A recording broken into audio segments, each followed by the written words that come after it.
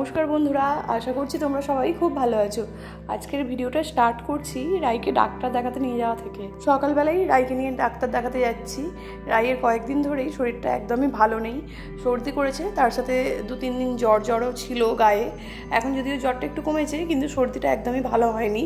ওই জন্য রাইকে নিয়ে যাচ্ছি ডাক্তার দেখাতে। ও যেই ডাক্তারকে দেখায় সেই ডাক্তারের কাছেই যাচ্ছি। রাস্তা দিয়ে যেতে যেতে দেখছিলাম যে চারিদিকে পুজোর প্যান্ডেল হচ্ছে।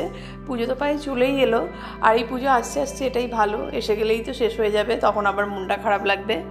আর কয়েকদিন ধরে ওয়েদারটা এত বাজে হয়ে আছে, কখনো বৃষ্টি হচ্ছে তো কখনো রোদ, ঠান্ডা গরম ওয়েদার। এই ওয়েদারে সমস্ত লোকেরই শরীর খারাপ করছে, বিশেষত বাচ্চাদের।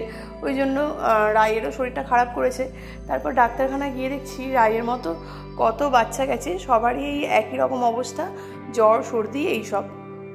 আর সেই জন্য ডাক্তারখানায় ভিড়ও হয়েছিল খুব। আমাদের নাম লেখানো ছিল, কিন্তু এখন নাম ডাকতে অনেক দেরি, তাই জন্য কি আর করার, গিয়ে বসেছিলাম। আর চারিদিকে দেখো কত পুচকে পুচকে বাচ্চারা রাইয়ের মতো। রাইকে যেই ডক্টরকে দেখাই সেই ডক্টরকে মেসেজ করলেও উনি ওষুধের নাম লিখে দেন।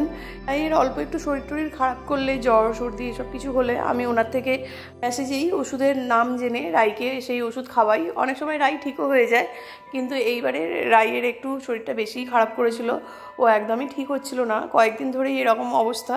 তো সেই জন্যই আরও ডাক্তার দেখিয়ে নিলাম।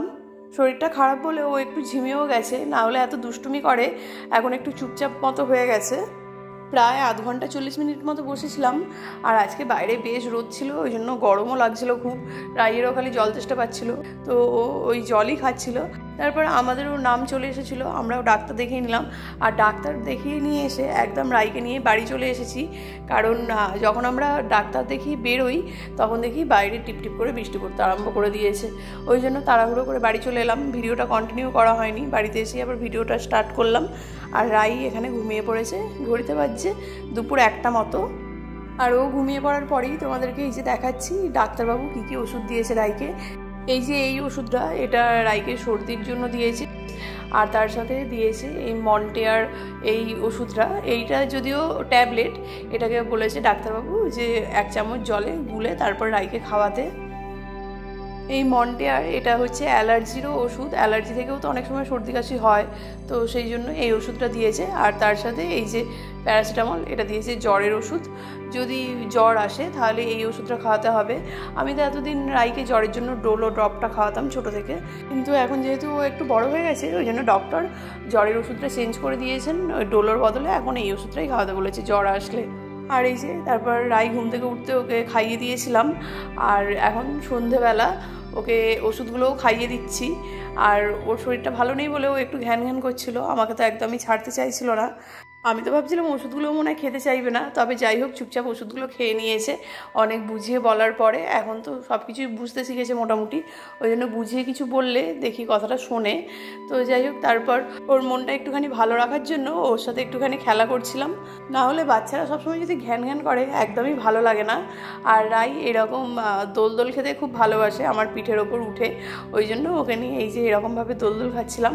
আর ওর মুখে হাসিটা দেখেই বুঝতে পারছো যে ও কতটা খুশি হচ্ছে। সেই জন্য অনেকক্ষণ ধরেই ওর সাথে সময় কাটালাম। আর এবার রাতে রান্নাও করতে হবে। আজকে রাতে বাড়িতে বানাবো ভেবেছিলাম চিকেন ভর্তা আর রুটি। আর রাইয়ের যেহেতু শরীরটা খারাপ, আমি তো ভাবছিলাম মনে হয় আর রান্নাটা করতে পারবো না, কিন্তু তারপর ওকে ওষুধটা খাইয়ে দেওয়ার পর ও একটুখানি ঠিক ছিল।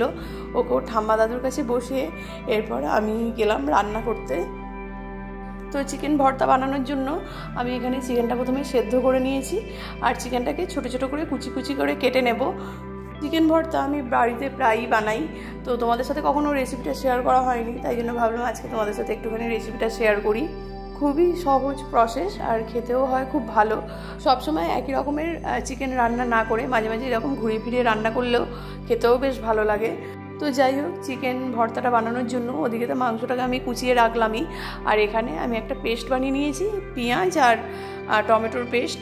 তো পেঁয়াজ আর টমেটোর পেস্টটাকে আমি প্রথমে সাদা তেল গরম করে কড়াইতে, তারপরে এই পেস্টটাকে দিয়ে দিলাম। কালারটা একটুখানি লালচে লালচে হয়ে আসার পরে এর মধ্যে এবার দিয়ে দিলাম আদা রসুন বাটা। তারপর আবার এটাকে ভালো করে নাড়াচাড়া করব আদা রসুন বাটাটা দিয়ে, যতক্ষণ না একটু আদা রসুনের কাঁচা গন্ধটা চলে যায়। আর এরপর আমি এতে দিয়ে দেব রোজকার মশলাগুলো, যেমন নুন, ধনে গুঁড়ো, জিরে গুঁড়ো, হলুদ গুঁড়ো আর লাল লঙ্কাটা একটু কম পরিমাণেই দেবো, কারণ এই রেসিপিটা খুব একটা ঝাল হয় না। যাই হোক, তারপর সমস্ত মশলা দিয়ে ভালো করে আবার নাড়াচাড়া করে নেব। এই মশলাটাকেই ভালোভাবে কষাতে হবে, কারণ মাংস তো সেদ্ধ হয়েই আছে। এই যে মশলাটা ভালোভাবে কষানো হয়ে গেছে, আর এরপর চিকেনটা আমি এর মধ্যে অ্যাড করে দিলাম। আর চিকেনটা সেদ্ধ করার যে জলটা ছিল সেটাও এবার এর মধ্যে অ্যাড করে দেব। ওই জলটা কিন্তু ফেলে দিলে হবে না, ওই জলটাই এর মধ্যে দিতে হবে, তবে এটা খেতে আরও বেশি ভালো হবে। এই যে চিকেন সেদ্ধ করার জলটা আমি এর মধ্যে অ্যাড করে দিচ্ছি।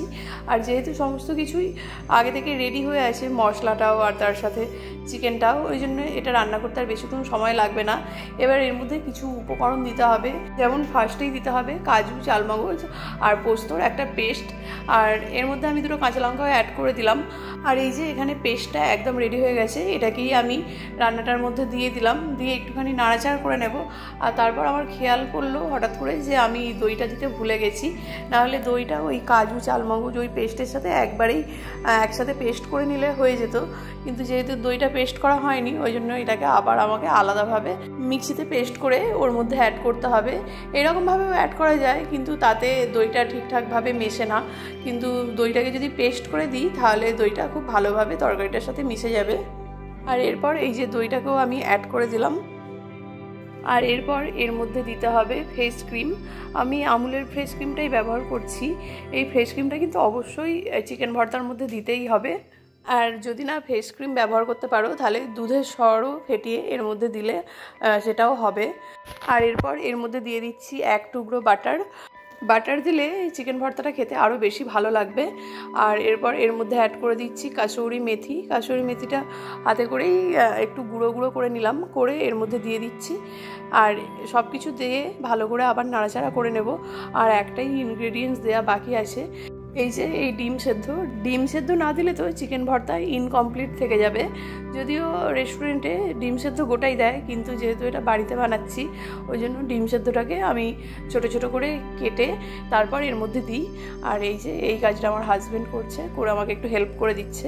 ওই ডিমগুলোকে ভালোভাবে কুচো কুচো করে কেটে দিল, আর আমি এবার সব কিছু একসাথে ভালো করে মিশিয়ে নিচ্ছি। ব্যাস, এই যে এখানে আমাদের চিকেন ভর্তা একদম রেডি হয়ে গেছে খাবার জন্য। আর ওদিকে রুটিও হয়ে গিয়েছিল। এরপর আমরা ডিনার করতে বসেছি চিকেন ভর্তা আর রুটি দিয়ে। আর ওদিকে রাইকেও খাইয়ে দাইয়ে ঘুম পাড়িয়ে দিয়েছিলাম। যেহেতু ওর শরীরটা ভালো নেই ওই জন্য ও বেশি আর দুষ্টুমি করেনি, খেয়ে দিয়ে ঘুমিয়ে পড়েছিল। আর শরীর ভালো না থাকলে একটু বেশি ঘুম পায়, ওই জন্য তাড়াতাড়ি ঘুমিয়ে পড়েছিল। আর ও ঘুমিয়ে পড়ার পর এই যে এবার ওকে আমি ভালো করে হাতের সাহায্যে সর্ষের তেল হাতের চেটোয় আর পায়ের চেটোয় ভালোভাবে মাখিয়ে দিচ্ছি। এরকম সর্দি কাশি হলে বাচ্চাদের এরকম হাতের চেটোয় পায়ের চেটোয় তেল মাখিয়ে দিলে ওদেরও বেশ আরাম হয়, আর সর্দিটাও তাড়াতাড়ি ভালো হয়ে যায়। আমি এটা শুনেছি, ওই জন্যই আমি তো প্রত্যেকবারই ওর সর্দি কাশি হলে ওকে এরকমভাবেই হাতের চেটোয় পায়ের চেটোয় তেল মাখিয়ে দিই।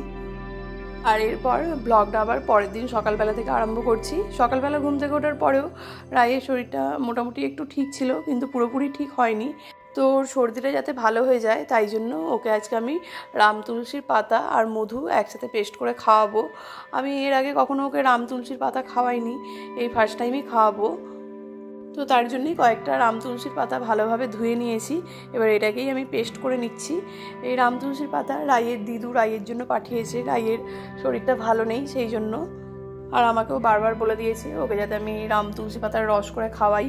তো এইদিকে আমি রাম তুলসী পাতার রসটা করছিলাম, আর রাই ওদিকে ঘুরে বেড়াচ্ছে। সকালবেলা ঘুম থেকে উঠেই ওর বাবার কাছে যাবে বলে, ওর বাবার কোলে উঠবে বলে বায়না করছে। আর আমি ওকে বাড়িতে যেই লাড্ডুগুলো বানিয়ে দিয়েছিলাম, ড্রাই ফ্রুটস লাড্ডুগুলো, সেটাই ও এখন ঘুরে ঘুরে খাচ্ছিল। এদিকে আমার রাম তুলসী পাতার রসটা একদম রেডি হয়ে গেছে। আর এর মধ্যে আমি একটুখানি মধু অ্যাড করে দেবো, নাহলে এটা খেতে একদমই ভালো লাগবে না। আর রাইয়ের তো খেতে ভালোই লাগবে না, ও একদমই এরকম খাবার পছন্দ করে না। তো ওকে একটু মিষ্টি অ্যাড করে দিলে ও হয়তো খেয়েও নেবে। যদিও ওকে আমি এটা প্রথমবার খাওয়াচ্ছি, জানি না ও কীরকম রিয়াকশান দেবে। তো যাই হোক, তারপর ওকে রাম তুলসী পাতার মধুর রসটা খাইয়ে দিয়েছি, আর ও কিছু বলেনি, চুপচাপ খেয়ে নিয়েছে, হয়তো একটু মিষ্টি মিষ্টি ছিল সেই জন্য। আর এই যে এখানে সকালবেলায় মা পুজো করেছিল, পুজো করার পর আমাদের সবাইকে প্রসাদ দিচ্ছিল। রাইকেও বাটিতে করে একটা সন্দেশ আর কয়েকটা পুরো শসা দিয়েছে। যদিও রাই সন্দেশটাকে তো একদমই খায়নি, শসাগুলোকেই নিয়ে নিয়ে ঘুরে বেড়াচ্ছিলো আর খাচ্ছিল। তো ডক্টর যেই ওষুধগুলো দিয়েছে সেগুলোকে কয়েকদিন খাইয়ে দেখি, আর তার সাথে আমিও কিছু ঘরোয়া ট্রিটমেন্ট করি, দেখা যাক ওর শরীরটা কেমন থাকে। তোমরাও কিন্তু তোমাদের বাচ্চাদের এই ওয়েদারে সাবধানে রেখো।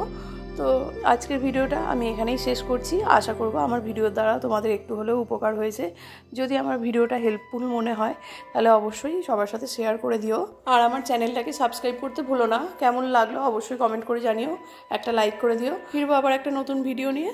তোমরা সবাই ভালো থেকো, সুস্থ থেকো। ধন্যবাদ।